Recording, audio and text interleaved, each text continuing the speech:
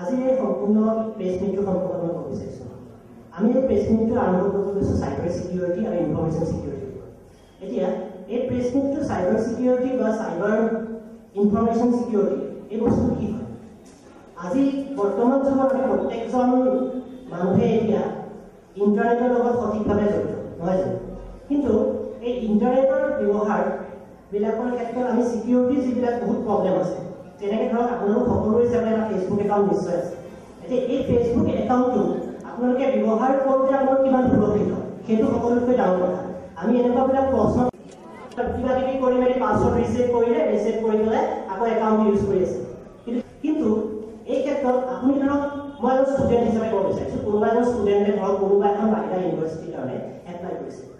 এই এপ্লাই কৰাৰ সময়ত তাতে এটা ক্ৰেডিট কাৰ্ড, ডেবিট কাৰ্ড এনেকুৱাবিলাক ছিষ্টেমৰ হ'লে আমি দিওঁ। তেতিয়া তেওঁ আমাক এই ৱেবছাইটবিলাকে লৈ যায়, কিছুমান পাছৱৰ্ড আমি দি দিছোঁ।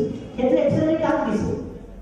আপুনি পঢ়ি আছে, আপুনি ইউজ কৰি আছে, যিটো যোনটো চাইটৰ পৰা আপোনাক এই গোটেই ছাৰ্ভিচটোৱে প্ৰভাইড কৰিছে, সেই চাৰ্ভাৰ চাইটৰ কোনোবা মেন ইন মিডিলেটে, মানে যিটো আমাৰ কম্পিউটাৰৰ ভাষাত কোৱা যায় মেন ইন মিডিলেটে, মাজত কোনোবা এজন বেলেগ পঢ়ি আছে।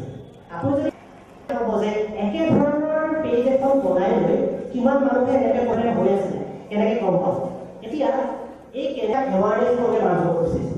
এৱাৰনেছ প্ৰগ্ৰেমটো হয় আমি তেওঁলোকৰ সেইখিনিৰ ওপৰত যিহেতু সব মানুহকে আমি ওচৰত লৈ গৈ বুজাবৰ কাৰণে ইম্পচিবল হয়, আৰু জেনেৰেল পেপলে ইমানখিনি তাৰ বুজাটো বহুত কঠিন হৈ পৰে।